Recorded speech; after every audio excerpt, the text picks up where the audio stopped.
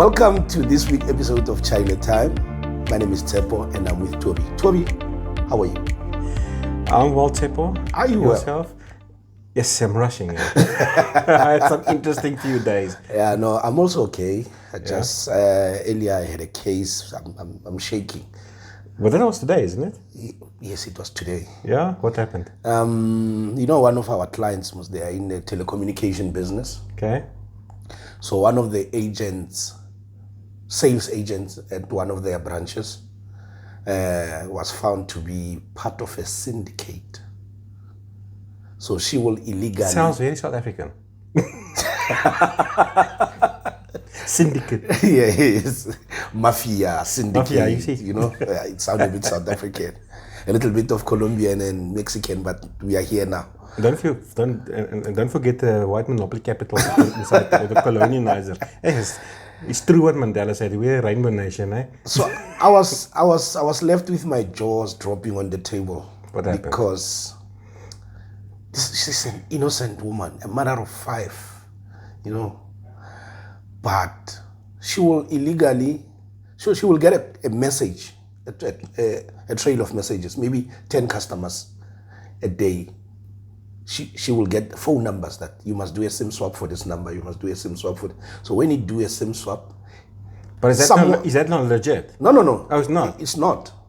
But because she's got access to do that, yeah, the system grants her that permission. But now remember, there's process, there's paperwork and everything, and then they call the VBS system, whatever. Fingerprint, the customer must be there with the ID. Mm-hmm. But she's doing it on her own because she's got external contact. So I don't know if this person is from the bank or they also liaise with the bank, because now they're only looking for people with money. Not me, me, I've got 0 in my bank, but I was also shocked. So what they do, they send her 10 phone numbers. She will do a SIM swap. The owner of the phone at home, she will find out that my phone doesn't have network. Sometimes telco, it's a problem, we don't have network. But 2 days and then now she's starting to get worried. But now a message because now they have a joint account with the husband. Mm-hmm. The message, an SMS gets into the husband's phone. Honey, most husbands, we don't read, No, but he read. He read, yeah. Honey, are you trying to withdraw 100,000? The wife is like, no. What? They went to another branch. So now this person is in a branch in Chaile City. But now the clients are in the south of Joburg. 100,000. 100K. That's why I was like, and you know how much they make? Those sales agents? 100 rand per SIM card, per SIM swap. Okay. So now they went to the south of Joburg, found out no, the person is not working there.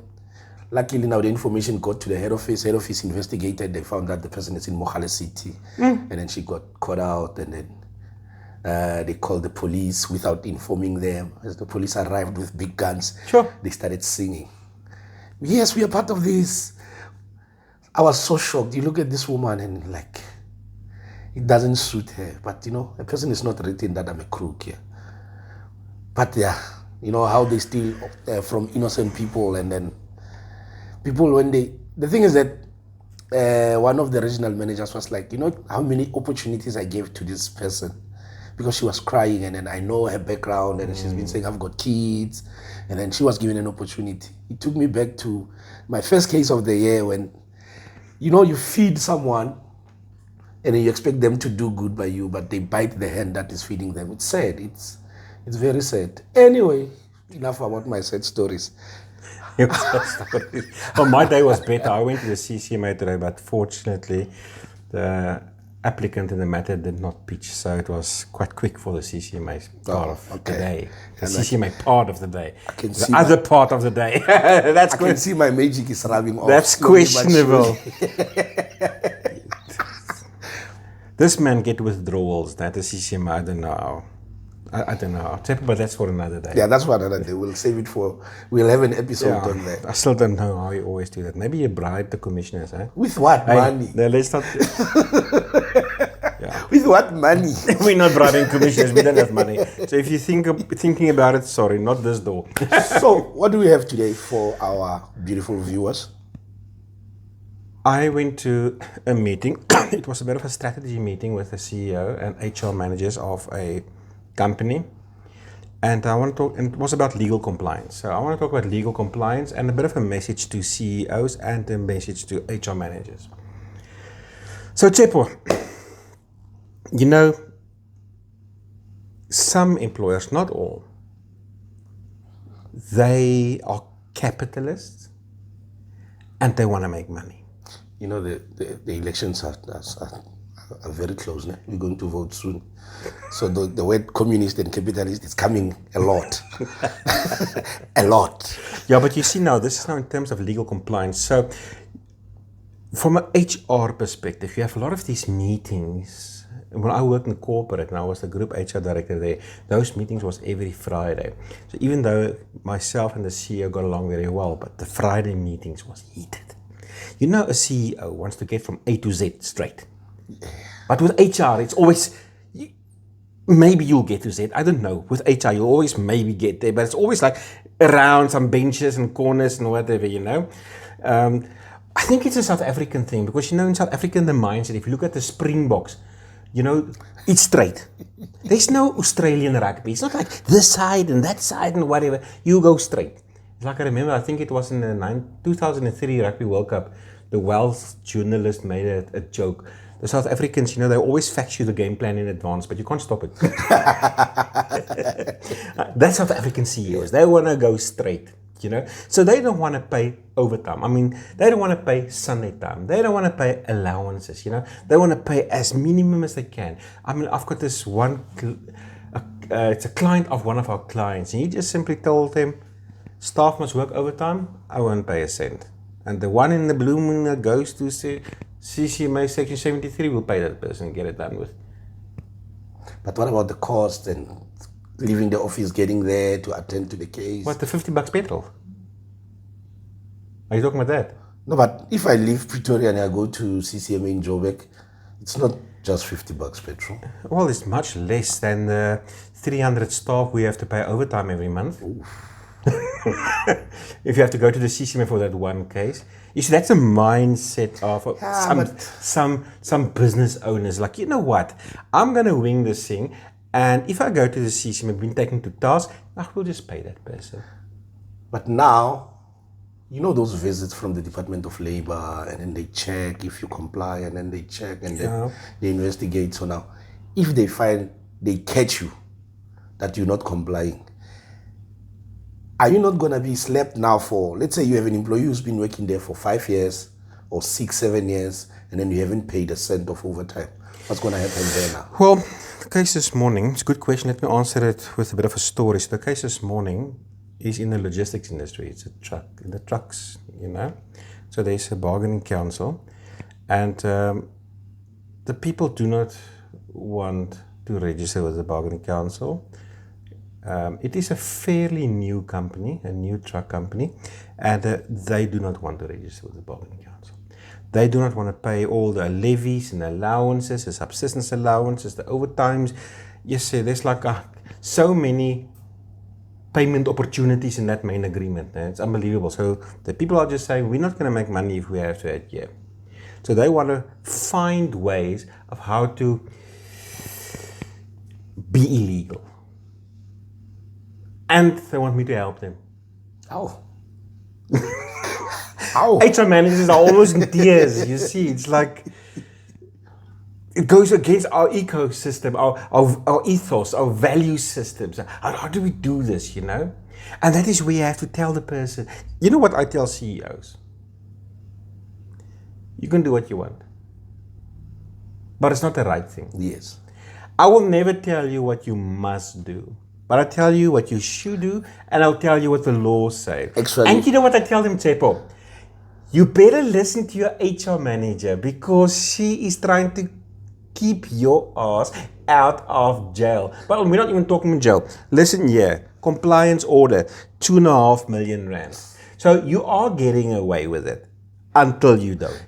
That's what I said. That's what I said. Now with a little bit of overtime when someone is working on a Sunday and no, I'm not going to pay them at 1.5. Sunday, it's a normal working day. This morning, I also had a meeting with another attorney, and I discussed this matter with her, and she actually told me, you know what, same thing. You warn, and years later, suddenly this massive compliance order, go through some legal proceedings, bargaining council, review at the labor court, whatever, you ended up paying a lot of money. Yes. If you are registered under the scope of a bargaining council, or you fall under the jurisdiction of that council, it's wise to register and stay clean, because you are going to start playing games. You know what I told one HR manager when she told me, oh, but her boss now wants to do these things. What is my message, my view? So I said, you know what? The first step in being non-compliant, the first step of how to successfully get away from registering with the bargaining council is that you have to sell your soul to the devil. You have to become a person you don't want to be. Now, a person like me can't do that. I'm not a good thief. I'm not a good criminal. Because I told my wife, you know, if I ever must have an affair, she will know first. I can't keep my mouth shut. I mean, if I steal something, I will just tell you. I mean, last week somebody said something, and I told myself, you know what, something in the family, I can't tell my wife. It wasn't even 24 hours and I told you. Just like this.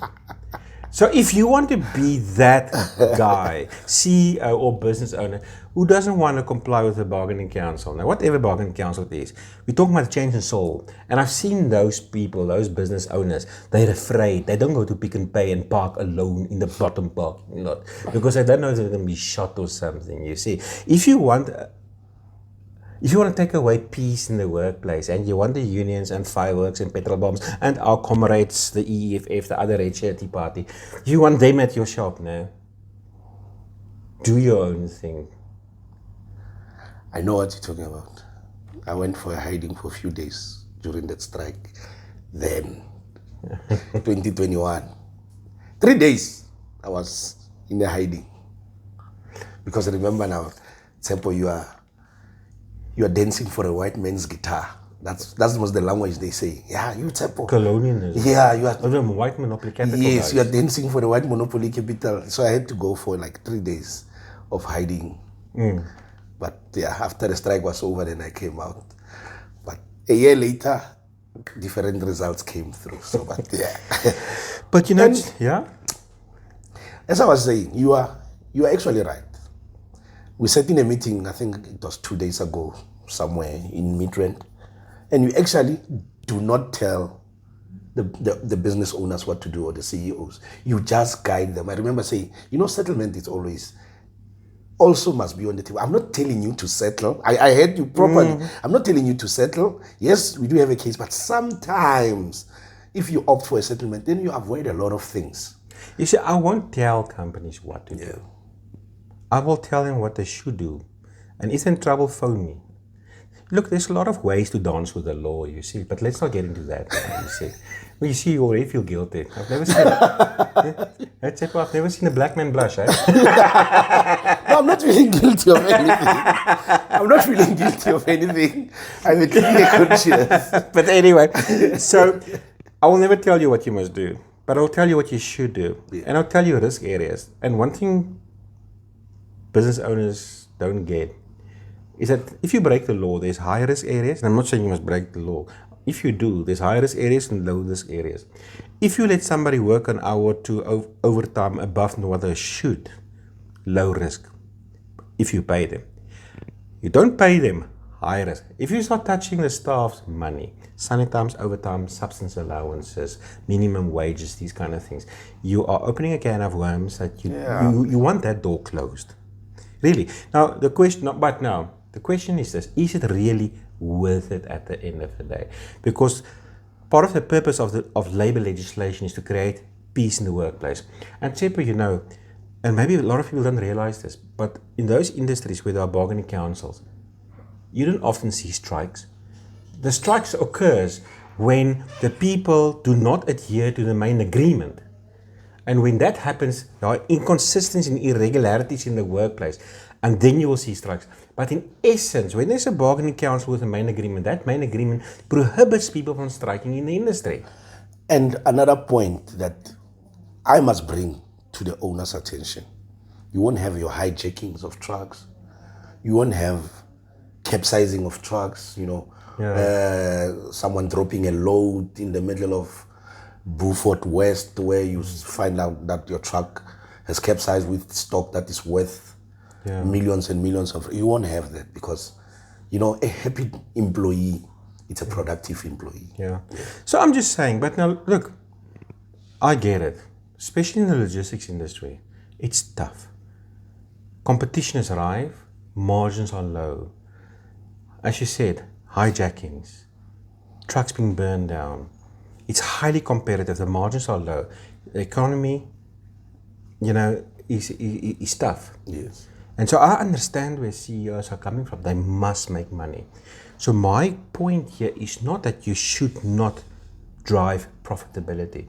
I'm just purely speaking from a legal compliance perspective, that ultimately it is not worth it.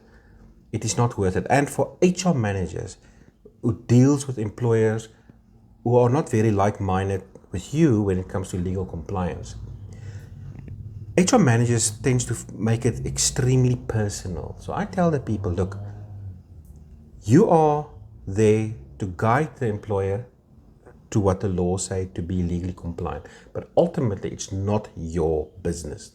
I've seen HR managers resign and leave, and I'm asking myself, why? Getting heart attacks. Getting heart attacks and all these kind of things. Why it's not a laughing matter, actually. Someone got an heart attack. Why will you do that? It's not your business. Your job is to tell your boss what the right thing is. But you can't tell him what he must do. It's his business. Yeah. It's his business. It's not your business. But now, come to think of subsistence allowance. Subsistence allowance means I don't sleep at my bed every day. I have a wife.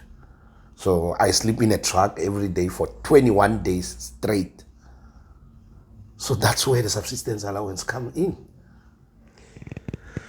Yeah, Chaile, but now you said with a situation where companies are struggling, they're not making money, and companies are trying to find ways of how to give a bonus, which is good, which is a performance-based bonus and fuel consumption bonus. But if you don't perform, they will make the deductions. But deductions is at a rate where it will also take away the subsistence allowance and the overtime and public holidays, so that they only end up paying minimum basic remuneration.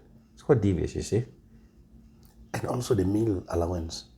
I think also somewhere in the clause there, the bargaining council, you must every week give a certain amount for meal allowance. Yeah, but now if you, in terms of this bonus scheme, if you don't clean your truck, the deductions will be so heavy that it actually takes away the meal allowance also. Let me not talk too much because I've been in the logistic industry before myself for like 1 year, 6 months. I've seen a lot. I've done a lot. No, not devious things, good things, Okay. I was just worrying here for a moment. Making sure that my relationship with drivers, it's very fantastic and I create a harmonic environment for them. Yeah. But when these kind of things happen, I know what is going to be the results of it. No, it might not be now, but in future, it's going to be Look, at the end of the day, Chaile, I understand. Business is tough. And yes, we need to find ways, or employers need to find ways of how making more money, increasing turnover and margins and so forth. I'm purely saying from a legal compliance perspective, over the long run, it is not worth it. The kind of person you need to become to keep on ducking and diving there, the kind of person you need to become to look people in the eyes where are actually taking away the basic minimum wages and benefits and so forth, The kind of person you need to become to be continually entangled in lawsuits and so forth, The kind of person you become where you lose arbitration awards and don't pay staff and liquidate businesses and all these kind of things to get away and run away from your responsibilities. Stop for a moment and ask yourself, is this the life you really want? Is this really good for business and for the reputation out there? Because it does come out. I'm just saying, ultimately, it is not worth it. And if you are an HR manager caught up in that environment, keep on remember that it is your job to explain and to guide on how to become legally compliant. And I know it's tough, but ultimately it is not your company. It's not your company. It's not you. It's not you. So, therefore, the advice is try to comply as much as possible. I've got a friend who told me, look, if you're not the HR manager, then who will be? That employee will just get himself a person that's more devious. And hulle sê in Afrikaans, hy gaan van die walle vat in die slote, né?